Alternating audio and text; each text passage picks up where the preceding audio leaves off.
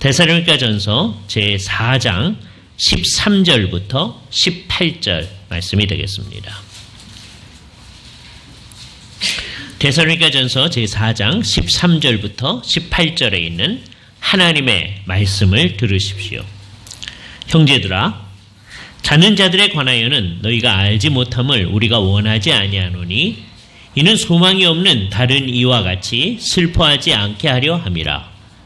우리가 예수께서 죽으셨다가 다시 살아나심을 믿을진데 이와 같이 예수 안에서 자는 자들도 하나님이 그와 함께 데리고 오시리라. 우리가 주의 말씀으로 너희에게 이것을 말하노니 주께서 강림하실 때까지 우리 살아남아 있는 자도 자는 자보다 결코 앞서지 못하리라. 주께서 호령과 천사장의 소리와 하나님의 나팔 소리로 친히 하늘로부터 강림하시리니 그리스도 안에서 죽은 자들이 먼저 일어나고 그 후에 우리 살아남은 자들도 그들과 함께 구름 속으로 끌어올려 공중에서 주를 영접하게 하시리니 그리하여 우리가 항상 주와 함께 있으리라. 그러므로 이러한 말로 서로 위로하라. 주께서 이 말씀을 사용하셔서 우리에게 필요한 은혜를 베풀어 주시기를 원합니다. 오늘은 대요리 문답 중에 그리스도께서 다시 오시는 것이 우리에게 어떻게 높아지신 그리스도께서 높아지신 은혜를 우리에게 전달합니까 하는 부분을 생각을 하게 됩니다. 그렇죠? 이런 이제 부분을 생각하면서 우리 마음속에 생각해야 될 것이 뭐냐 하면 그리스도께서 지난번에 우리를 위해서 하나님 우편에서 기도하신다 이렇게 생각했었어요. 그러니까 그리스도께서 승천하셔서 하나님 우편에서 기도하신다. 다음에 그분이 이제 다시 오신다라고 하는 것, 이거 몇 주 걸쳐서 우리가 생각할 텐데 다시 오시는 것이 그리스도의 높아지심을 분명히 보여주는 거죠. 우리는 부활서부터 그의 높아지심에 대해 생각을 했어요. 그죠? 그 전에는 그분의 낮아지심이라고 그랬습니다. 한자어를 사용해서 말하면 비하죠. 이 비하, 낮아지심을 얘기한다고 하는 것은 그분이 워낙 높은 곳에 계셨다. 하나님 영광의 보좌에 계셨다라고 하는 것을 전제로 하는 거죠. 그리스도의 선제를 분명히 얘기하는 거죠. 그것도 보통 존재로서가 아니라 하나님 당신님으로서 선제하고 계셨다. 그래서 주님을 이제 이해를 할 때 그 주님의 정확한 성격을 잘 이해하고 그다음에 주님이 우리를 위해서 하신 사역, 낮아지셔서 하신 사역, 낮아지기 전에 높은 분으로 계셨다라고 하는 걸 분명히 하면서 그분이 하나님이시다. 그런데 그분이 낮아지셨다. 그래서 구속을 이루셨다. 그런데 부활에서부터 지금 예수님이 다시 오시기까지 이것을 높아지심 또는 승귀, 옛날 용어로 그렇게 얘기합니다. 제 이름을 좀 변용하면 그렇게 되죠. 옛날에 이승귀, 옛날엔 전도사님이셨는데 지금 이제 목사님이실 텐데 부산 어느 지역에서 이제 목사님이실 텐데요. 아예 이 이름으로 이름을 가지신 분이 있어요. 물론 한자어는 다른 말이지만, 그러니까 승자는 제 이름하고 달리 이때 말하는 승자는 오를 승강기할 때의 승자라고 그랬잖아요. 귀는 귀하게 됐다는 거예요. 그러니까 귀하게 오르신 분, 높아지심. 근데 그 중에 인간의 그 연약성을 생각할 때는 이 다시 오심이야말로 진짜 주님의 높아지심이 찬연하게 나타나는 거예요. 부활 때는요, 몇몇 사람만 부활하신 주님을 봤습니다. 그 사람들 가운데 한 500의 형제가 최대예요. 그게 예수를 이제 믿게 된 사람들이죠. 그러나 맨 처음에 부활을 목격한 사람들은 예수의 제자들 몇 사람밖에 안 돼요. 그리고 최대가 500의 형제에게 일시에 보이셨나니 고린도전서 그 말씀에 따라서 그러니까 그 당시 살았던 사람 전체가 부활한 주님을 본 일이 없습니다. 몇몇 사람만 본 거죠. 그죠? 또 그리스도께서 하늘에 계신다라고 하는 것, 하나님 우편에 앉으셨다, 우리를 위해서 기도하신다. 그것도 하늘에서 이루어지는 것이기 때문에 믿음이 없는 사람들은 이게 전혀 알 수 없는 겁니다. 그런데 예수께서 재림하여 오실 때에는 그 찬연한 영광이 우리 가운데 분명히 나타나는 것이기 때문에 그 누구라도 제대로 얘기하지 않을 수 없게 되죠. 그때는 우리가 지금 주님 앞에 절합니다. 이 경배성이 그거거든요. 이 찬송들이 귀한 이유는 이제 예배 가운데 이게 사실은 어떻게 돼야 되나 하는 것을 우리에게 잘 나타내는 거예요. 옛날 교회는 그 의식을 갖고 찬송을 그렇게 얼렌지를 했었었는데 이게 점점 가면서 이걸 다 뭉개뜨려 버렸어요. 그래서 이제 어떻게 교회가 찬송을 잘하게 할까를 생각하시면서 김홍전 박사님이 예배 찬송을 만들기를 시작했던 거예요. 정말 그러니까 이분이 맨 처음엔 신학을 공부하지 아니하고 이렇게 찬송을 열심히 공부해서 한국 교회가 하나님을 잘 찬송하게 되기를 원한 심령이 있었던 거죠. 그죠? 그래서 선교사들한테 음악을 배우고 피아노를 배우시고 그래서 결국 이제 먼저 공부하신 게 이 피아노 음악학 박사를 먼저 하셨습니다. 참 감사한 일이에요. 그런 다음에 그 토대를 가지고서 이제 신학 공부를 하게 된 거죠. 그러니까 아주 독특합니다. 독학에 근거해서 사사 받은 것에 근거해서 음악학 박사를 하고 그 다음에 이제 나중에 신학으로 이제 박사학위를 하시게 되는데 그래서 한국 교회가 어떻게 하면 잘 찬송을 하게 할까? 이제 문제가 뭐냐면 그게 너무 이제 소수의 사람에게만 이제 영향을 미쳐가지고 많은 사람들이 아직 그 충분한 의미를 잘 모른다라고 하는 게 아주 안타까운 거죠. 예, 우리가 이제 꿈을 꾸는데 언젠가 이 찬송들을 한국교회 전체가 다 부를 수 있는 날이 이제 오기를 바라는데요. 거의 안 올 거예요. 그 노력을 정말 하셔야 되는데 사람들이 마음을 열고 제대로 해야 할 터인데, 그러니까 찬송을 할 때는 늘 맨 처음에 하나님의 영광, 글로리아를 먼저 찬송을 드리고 그 다음에 성삼위 하나님을 생각하면서 성삼위성을 주께 올려드리고 그 다음에 하나님 앞에 절합니다. 이 경배성이거든요. 예수님 앞에 나왔습니다. 그게 아주 대표적인 거예요. 그죠? 예수님 앞에 나왔습니다. 절하기 위해서 나왔다는 거죠. 그런데 주님이 구속의 근거에서 우리를 늘 이렇게 받아주셨다는 것에 근거해서 예배도 드리고 절도 하고 기도도 하고 우리가 말씀을 아뢰면 주께서 받아주신다. 그것을 생각하면서 후리온부에서는 그 예수님에 대한 인식을 표현하는 거예요. 우리 예수님, 그런데 그분이 우리의 구속자이시다. 우리의 구주님. 근데 그분이 우리의 하나님이시다. 우리의 하나님. 그러므로 우리는 주님이 하나님이시기 때문에 특히 우리를 위해서 구속을 이루셨기 때문에 주 앞에 절할 수밖에 없습니다. 찬송할 수밖에 없습니다. 라고 하는 것을 표현해서 절하게 되는 이런 내용들이 우리 속에서 정말 연결어서 딱 나타나야 되는 거죠. 그러니까 이런 이제 의도를 잘 생각하지 않으면 이게 다 이렇게 뭉그러뜨린 우리의 환경 속에 아주 익숙해지기 쉬운 거예요. 그죠? 예수님의 그 영화로움이 예수님이 재림 때에는 아주 현저하게 이제 나타나게 될 겁니다. 재림에서 높아지심을 이제 우리가 몇 주에 걸쳐서 생각을 하게 될 터인데요. 그 중에 오늘은 데살로니가전서 이 말씀을 가지고 이야기하도록 하겠습니다. 이 말씀은 어떤 상황 가운데서 주어진 거냐면 궁극적으로 이 재림 사건에 대해서 얘기를 해주는데 성도들 가운데 이제 예수를 믿게 된 데살로니가 교회 안에서 예수를 믿게 된 사람들이 이전에도 사람들이 죽는 것을 경험했죠. 예수 믿기 전에도 사람들이 죽는 걸 경험했어요. 그때는 늘 슬펐죠. 왜? 그때 죽고 나면 더 이상 이제 볼 수가 없으니까, 그리고 영원히 볼 수 없으니까 슬펐죠. 근데 이제 예수를 믿고 난 다음에도 옛날에 하던 그것이 그대로 영향을 미쳐가지고 이 사람들로 하여금 정말 슬프게 하는 결과가 나타나는 거예요. 그걸 안타깝게 여긴 바울이 그런 아주 구체적인 정황 가운데서 실천적인 문제입니다. 누군가가 죽게 되는, 가족 가운데 누군가가 죽게 되는 문제. 근데 그 사람이 예수를 믿는 사람인데도 불구하고 계속해서 죽을 이 장례 때는 그냥 슬펐으니까 계속해서 죽음에 대한 그 인식에 사로잡혀진 그것을 안타까워하면서 이 얘기를 하고 있는 겁니다.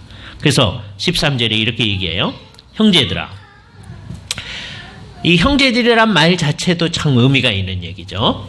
우리가 사도행전에 보면 예수의 제자들이라는 말하고 거의 동시에 사용된 말이 형제들이란 말이에요. 그러니까 예수의 제자들은 우리 모두가 예수의 제자들입니다. 사도행전에 나타난 예수의 제자들은 예수의 직접 제자들이 있고 그 직접 제자들의 말을 듣고 예수를 믿게 된 제자들도 있는데 그들 모두를 다 제자라고 그랬어요. 예수의 제자들입니다. 그러니까 우리는 그 제자의 제자들이죠. 그런데도 우리가 다 예수의 제자들이에요. 그래서 그때서부터 우리까지를 다 뭐라고 얘기하냐? 다 형제요, 자매들이라고 얘기합니다. 그 깊이 있는 의미를 잘 생각하지 않을 때, 특히 옛날에 우리나라 이제 어르신들은요, 이게 할아버지도 하나님을 잘 섬기고 아버지라고 이렇게 할아버지가 아버지라고 불러요. 하나님을. 그 아들도 하나님을 아버지라고 부르고 그 손자도 하나님을 아버지라고 부르고 그러니까 우리나라 이제 어르신 그 유교 사상에 깊이 있는 젖어 있는 분들은 이상한 이 집단은 족보 관계가 어떻게 되냐? 예? 할아버지도 하나님 아버지라고 그러고 그 아들도 아버지라고 그러고 그다음에 손자도 그렇게 부르면 이게 어떻게 되냐? 더군다나 예수를 믿는 사람들끼리 다 할아버지도 형제도 뭐 이렇게 전부 다 뭐라고 했냐면 형제 그런단 말이에요. 자매 그런단 말이에요. 그러니까 이거 이상하다 이렇게 나오는 거죠. 그죠? 그러니까 그럴 상황에서 이제 구태역을 많이 강조할 필요는 없었죠. 왜냐하면 괜히 그거에 걸려 넘어져서 예수를 못 믿게 되면 안 되잖아요. 그러나 이제 예수를 깊이 있게 믿고 난 다음에는 우리가 이것을 강조해야 됩니다. 우리가 정말로 예수를 믿는 사람들이 진짜 형제요 자매된 그 의식이 우리 가운데 있어야 되는 거예요. 그죠? 정말 예수의 제자들은 아까 얘기했듯이 헌신된 사람들입니다. 우리는. 그러니까 여러분이 스스로를 생각할 때 나는 별로 헌신 안 했는데 그러면 그거 정말 어떻게 좀 고쳐져야 됩니다. 교회 공동체에 있는 사람들이 다 헌신된 사람이어야 되거든요. 그죠? 우리의 몸을 주께 드리는 우리의 모든 예배는 다 헌신 예배인 거예요. 아침 예배도 헌신 예배고 저녁 예배도 헌신 예배고 예? 그러니까 예배를 마쳤는데 헌신을 안 했다. 예배를 안 하신 겁니다. 그죠? 예배는 나 자신을 주께 드리는 거예요. 내가 나를 드린다고 해서 나만 드리면 주께서 받아줄 수가 없어요.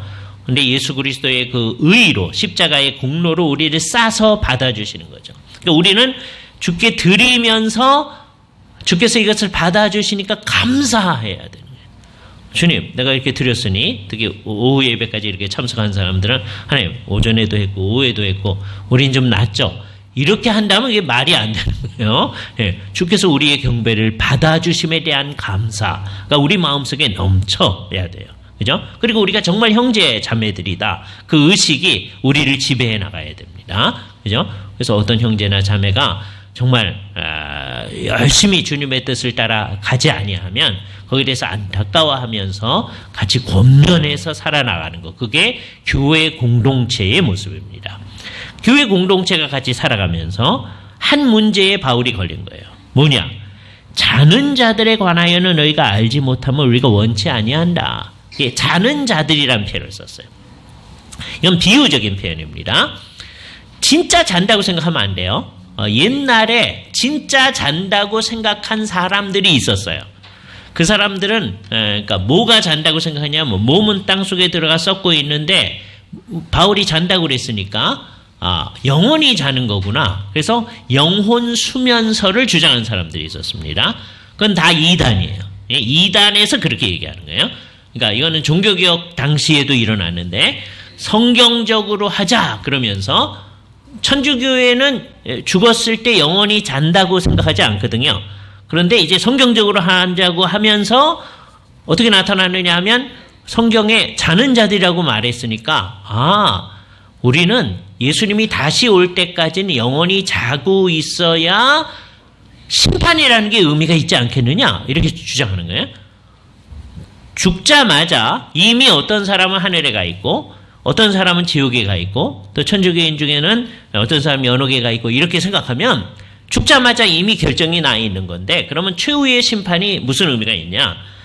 그러니까 최후의 심판이 의미가 있으려면 예수님이 다시 오실 때야 심판을 받으니까 그때까지는 영원히 자고 있어야 된다는 생각을 하는 거죠. 그게 옛날서부터 있었고 지금도 안식교 같은 데서는 계속 그렇게 생각을 하고 있는 거예요. 이게 다 이단의 가르침입니다. 그런데 요즘은 이단만 그렇게 생각하는 게 아니라 정상적인 교회 속에 있는 사람들도 그렇게 생각하려고 하는 사람들이 있는 거예요. 그러면 안 된다. 근데 왜 바울은 자는 자들이라고 그랬느냐? 나중에 그리스도 안에서 다 일어날 것이기 때문에 마치 여러분이 밤에 주무시고 아침에 일어나듯이 지금 죽지만 나중에 그리스도 안에서 우리가 다 일어날 거니까 비유적으로 자는 자들이라고 표현한 거죠. 그죠? 그러니까 이 자는 자들이란 말은 죽은 자들이란 말을 지칭하는 바울의 표현인 겁니다. 그 사람들에 대해서 너희가 알아야 되겠다는 거예요. 그죠? 왜냐? 이는 소망이 없는 다른 이들과 같이 슬퍼하지 않게 하려 함이니라. 이 세상 사람들은 사실 소망이 없다는 거죠. 이 세상에서도 소망이 없고 죽은 다음에서도 소망이 없는 거예요. 이게 이 세상 사람들입니다. 우리는 다르게 생각해요. 안 믿는 사람은 이 세상에서는 소망이 있는데 죽은 다음에는 소망이 없다. 그러려고 그래요? 성경에 의하면 그렇지가 않습니다. 이 세상에서도 소망이 없고 죽은 다음에서도 소망이 없는 거예요. 우리는 어떤 사람이에요? 이 세상에서도 소망이 있고 죽은 다음에도 소망이 있는 사람이에요. 그죠? 그렇기 때문에 소망이 없는 다른 사람처럼 하면 안 된다. 그죠? 우리는 소망이 있는 사람이에요. 그럼 어떻게 되는 거냐? 14절. 우리가 예수께서 죽으셨다가 다시 살아나심을 믿을진데 이걸 믿는 게 기독교죠. 예수님이 죽었다 살아나셨다. 근데 그 얘기 속에 예수님만 그랬다는 게 아니라 우리도 그리스도와 함께 죽고 살아났다. 그거를 믿는 게 예수를 믿는 거죠. 그죠? 그 사람이 헌신된 사람이죠. 우리 모두는 그리스도와 함께 죽고 살아난 사람이니까 나를 그렇게 생각해야 되는 거죠. 예수님이 죽으셨을 때 나도 같이 죽었습니다. 그러니까 이 세상에 대해서 난 죽은 거예요. 그래서 이 세상에서 뭐 하는 거예요? 별 관심이 없는 거예요. 그죠? 그래도 우리는 열심히 산다고 그랬어요. 왜요? 주님이 이 세상에서 열심히 살게 하셨기 때문에. 다른 사람들처럼 이 세상에서 잘 나가고 출세하고 하는 게 목표가 아니고 이 세상에서 주님의 뜻을 잘 수행하기 위해서 우리는 열심히 사는 거예요. 이 세상에 대해서 우리는 죽은 거예요. 그러니까 이 세상에서 뭘 내고 하는 것 자체에 우리의 관심이 있어서는 안 되는 거죠. 우리는 그리스도와 함께 죽은 사람이에요. 또 그리스도와 함께 살아났어요. 영적으로 살아난 거죠. 물리적으로는 나중에 이제 살아날 겁니다. 영적으로 이미 살아난 거예요. 자, 그런 사람들은 어떻게 되냐? 예수님도 죽었다가 살아나셔서 그 몸을 가지시고 하늘에 올라가셨잖아요. 그렇다면 우리들도 죽었을 때 예수님은 그 몸이 하늘에 올라갔지만 몸과 영혼이 하늘에 올라가셨어요. 그러나 우리는 몸은 땅속에 묻습니다. 또 유대인의 경우에는 굴을 파고 거기다 넣어놓죠. 가족들 묘를 사용하거든요. 가족들 할아버지가 거기 있다. 그럼 이제 썩었을 때 그 다음에 아버지를 거기다 또 갖다 놓죠. 그러면 계속해서 가족들의 묘가 있게 되어집니다. 그죠? 그런 것처럼 몸은 이 굴 속에 또는 땅 속에 있어요. 썩어가고 있습니다. 그러나 영혼은 죽자마자 주님과 함께 있다. 누구만? 예수 그리스도를 믿는 사람만 그렇게 있다라고 하는 걸 믿는 거죠. 그런데 그 주님과 함께 있는 곳, 하나님과 함께 있는 곳을 성경에서는 주께서 가르친 기도에 하늘에 계신 우리 아버지 그렇게 표현하잖아요. 그러니까 하나님이 하늘에 계시니까 우리도 하늘에 있는 거죠. 그죠? 그것을 유대인들은 낙원이라고도 표현했어요. 그러니까 우리는 하늘 또는 낙원에 있게 되죠. 뭐가 있느냐? 영혼이 있다고 그랬어요. 그런데 주님과 함께 그리스도께서는 몸을 가지고 그곳에 있는데 우린 영혼만 거기에 있는데 그때 예수 안에서 자는 자들도 하나님이 그와 함께 데리고 오신다. 이 말씀. 예수 안에서 자는 자들. 그러니까 안 믿는 사람들도 나중에 일어날 것이니까 그 사람들은 예수 바깥에서 자는 자들이죠. 그러나 우리들은 예수 안에서 자는 자들입니다. 그죠? 죽었을 때의 상황이죠. 이게 이런 시간을 얘기하는 게 아니에요. 이런 시간에 이제 오후 시간 이제 따뜻하고 그러니까 예수 안에서 자는 자들 그게 아니고 죽은 사람을 얘기하는 겁니다. 그러니까 여러분이 죽은 사람 흉내를 내면 안 되는 거예요. 자려고 하면 안 된다. 그죠?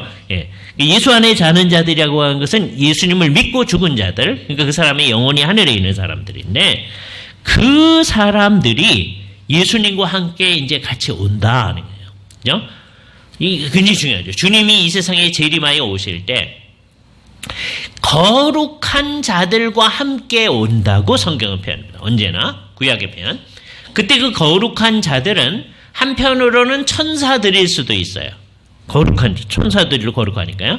나 또 한편으로는 이미 죽은 성도들일 수도 있어요.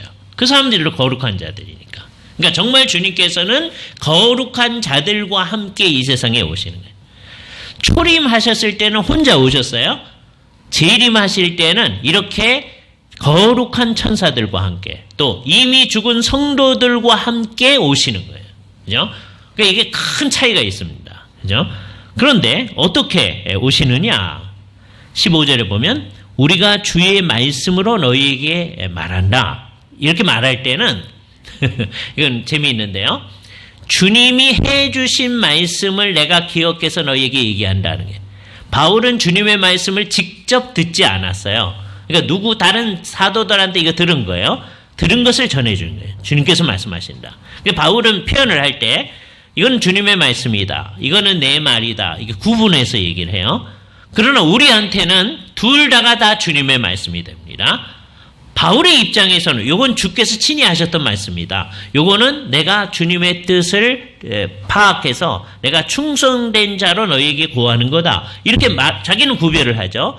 그러나 우리한테는 이 둘 다가 계시의 말씀이 되니까 다 주의 말씀이 되는 거죠. 그러니까 여기서 우리가 주의 말씀으로 너희에게 말한다라고 하는 것은 주께서 이 세상에 계실 때 하신 말씀에 근거하여 다른 사도들이 내게 준 말씀에 근거해서 내가 너희에게 얘기하는 거다.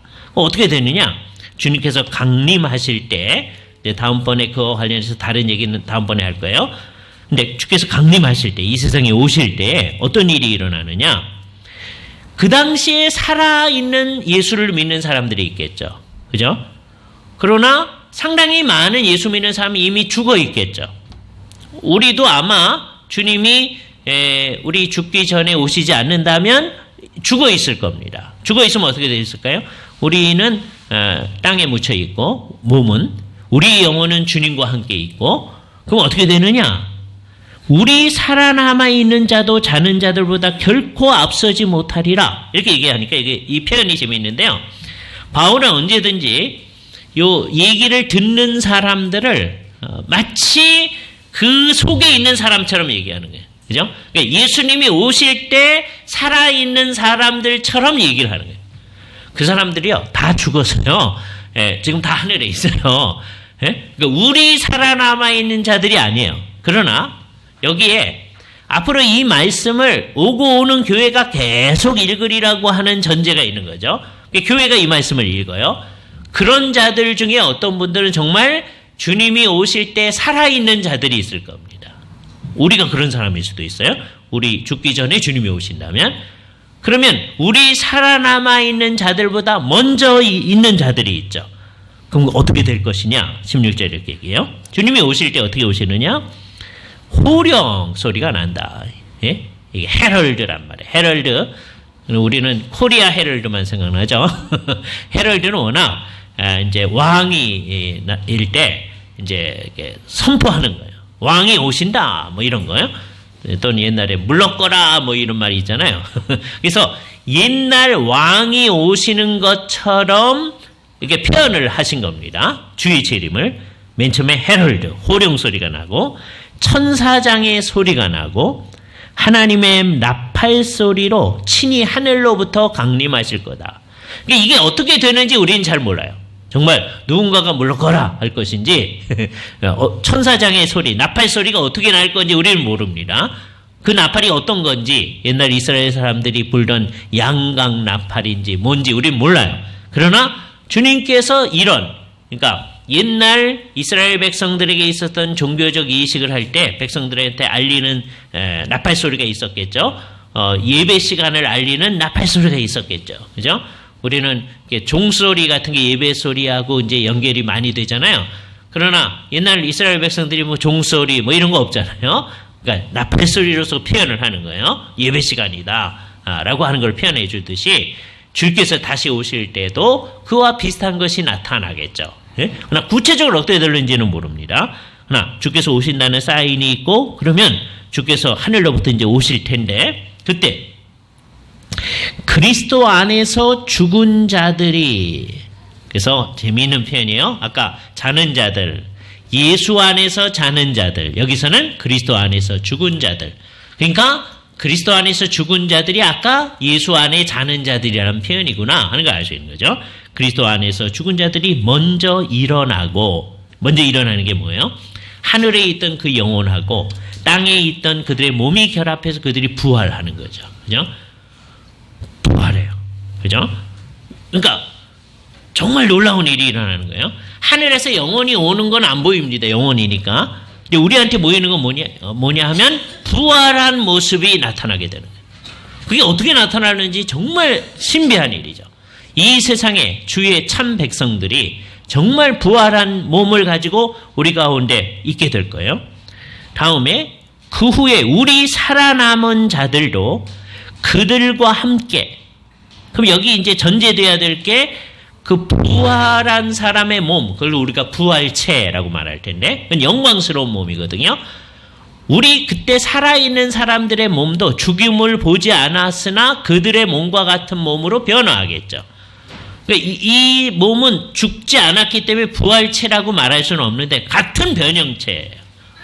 부활한 몸은, 부활체는 죽음을 맛보았기 때문에 부활체 이렇게 말할 수 있는데, 우리는 죽음을 맛보지도 않고 그와 같은 몸을 갖게 될 거예요.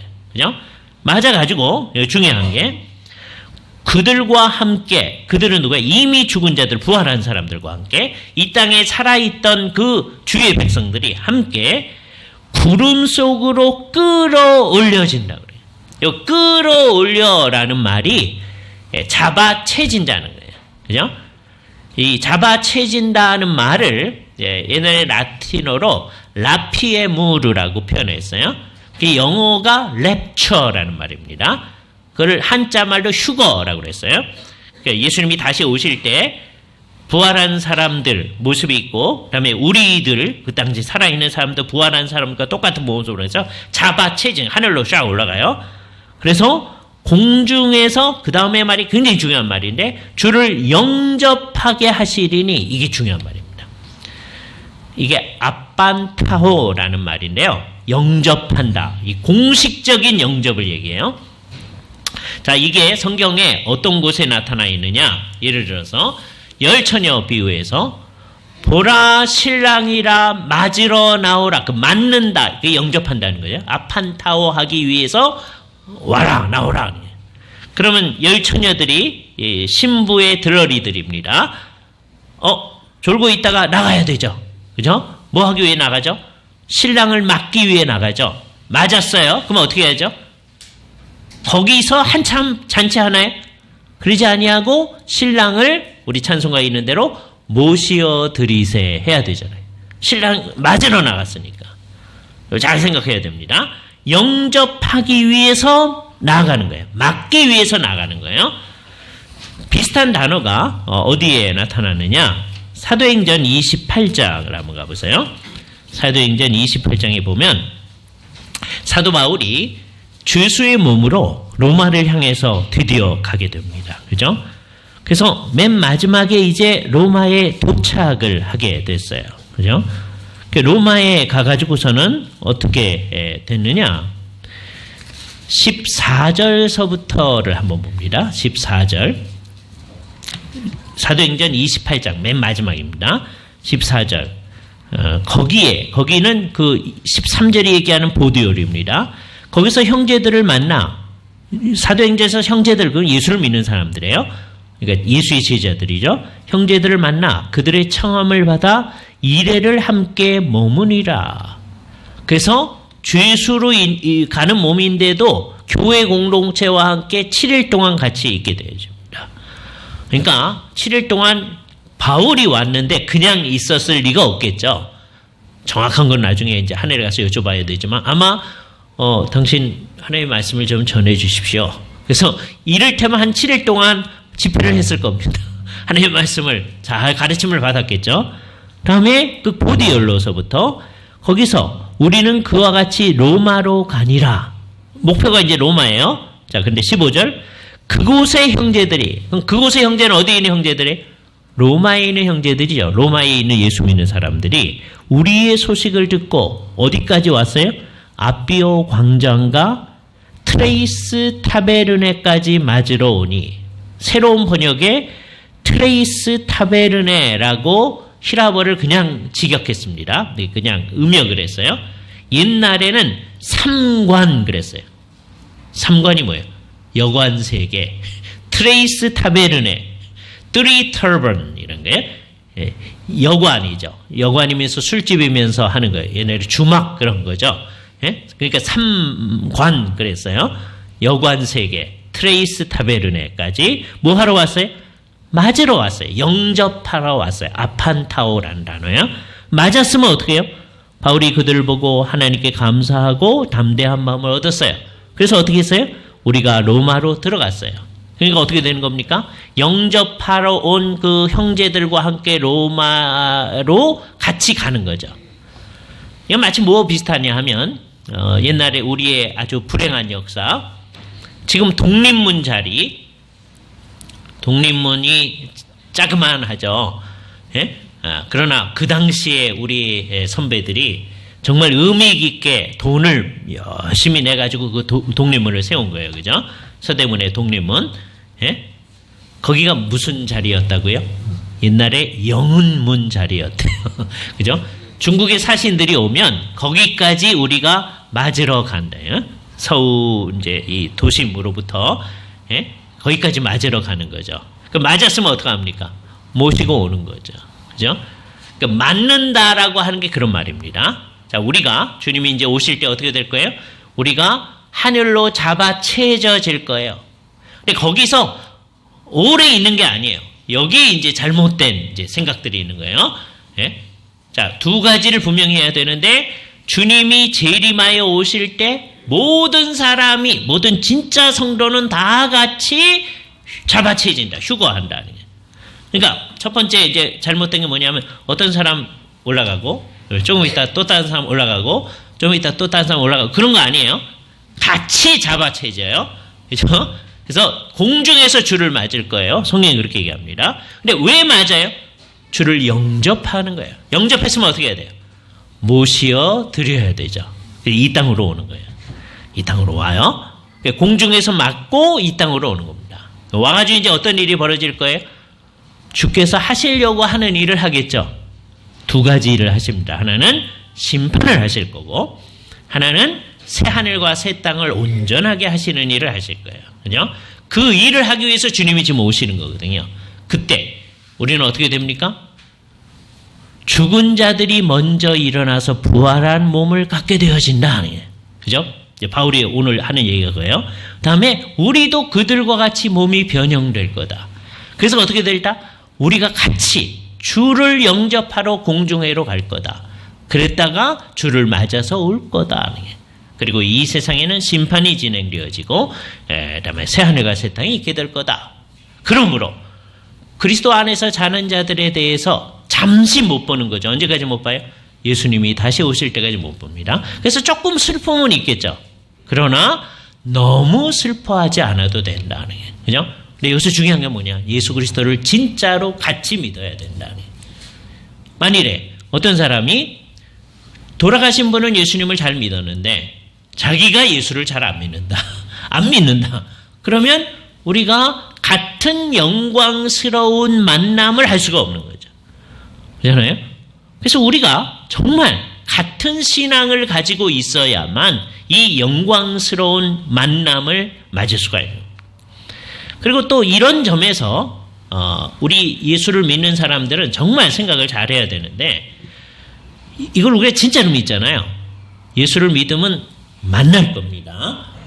그렇잖아요. 그러니까 예수 믿는 사람들끼리 당신하고 나하고는 불구대천의 원수입니다. 이러면 이제 큰일 나는 거죠. 그렇잖아요.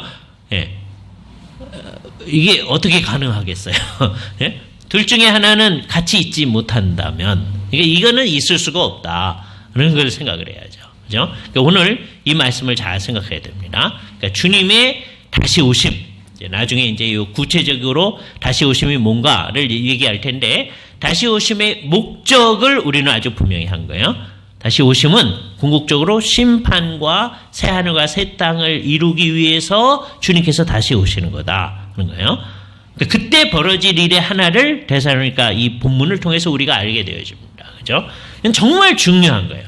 우리의 잘못된 모든 관념들을 일소할 수 있는 좋은 계기가 되는 거죠.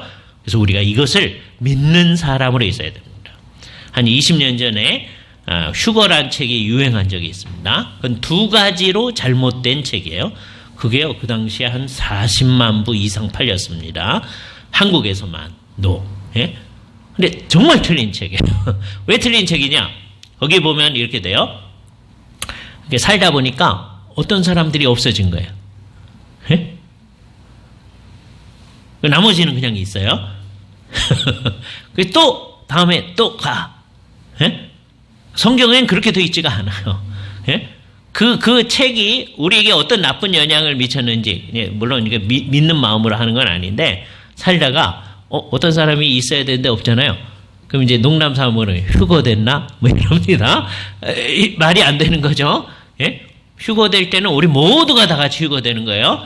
그 휴거돼서 공중에서 몇 년 혼인잔치를 하지 않아요. 예? 7년 혼인잔치 또는 3년 반 혼인잔치 하지 않아요. 그건 잘못된 개념이에요. 그죠? 예, 그게 세대주의자들이 만들어낸 개념입니다. 되게, 그것도 아주 복잡해요. 그 사람들이. 의견의 일치도 사실은 없는데, 휴거돼서 되게 어떤 분들은, 이 세상은 이제 복잡한 어려운 가운데 있게 되고, 우리들은 하늘에서 7년 혼인잔치를 한다. 그런 분들도 있고요. 7년 얘기를 하시는 분들은 어떻게 되느냐? 휴거 전, 환란 전 휴거설을 얘기하는 거예요. 환란 전에 휴거되어진다. 그렇게 얘기하시는 분도 있고, 또는 7년 중에 반, 그러니까 3년 반이에요. 3년 반은 견딜 만한 어려움이 이 세상에 있다. 그때는 좀 있는데, 나머지 3년 반이 굉장히 어렵다는 거예요. 그래서 그거를 이제 소위 후 3년 반 그럽니다. 저희가 어렸을 때 삼각산에 가고 그러면 맨날 요한계시록 강해 뭐 이런 게 많았는데요.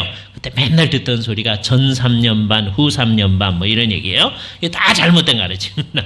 그래서 그 후 3년 반이 시작되기 전에 성도들이 휴거해 나간다는 거예요.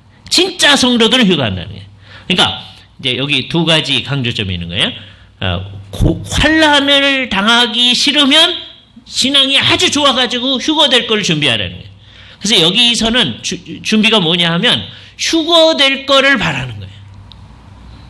1992년도에 우리나라에 소위 시한부 종말론자들이 나왔습니다. 10월 28일 날 92년도 제가 왜 이걸 기억하느냐, 92년도 제가 귀국을 했거든요. 예, 우리가 1월 달에 왔는데, 예, 그때 이제 10월 달에 이제 사람들이 이제 10월 28일 날 휴거된다고 막 그러고 있는 거예요. 그죠? 예. 그래서 그 사람들이 흰 옷 입고 막 준비를 하고 있었습니다. 예? 휴거된다고요. 자기들 휴거된다고. 나 휴거 안 됐어요.